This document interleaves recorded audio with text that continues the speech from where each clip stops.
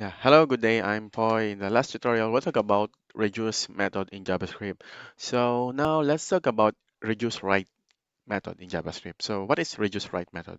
So reduceRight method in JavaScript is similar to the reduce method, but it iterates over the elements of an array in reverse order. So starting from the rightmost element to the leftmost element, it applies a callback function to each element, reducing the array to our single value. So let's create our reduce write file for our sample today. Reduce write.js. Let's create our example. So let's create a number again. Array of numbers equals to so 1, 2, 3, 4, 5. This one.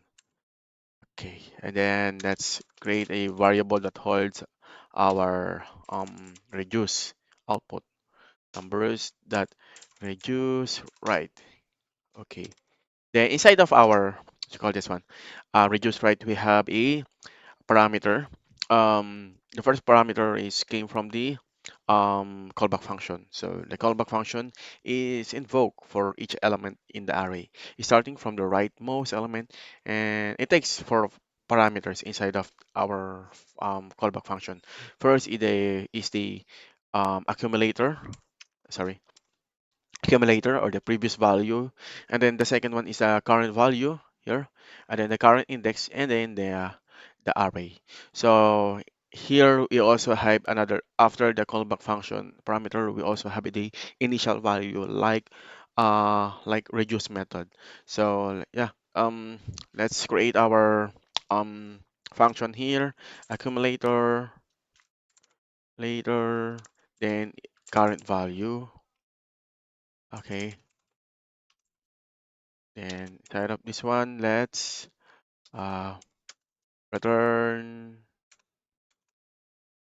okay, return accumulator plus plus current value. That's it, one. And then here we can set initial value, for example, 0 for the sample. Then let's console our sum. Then let's check it.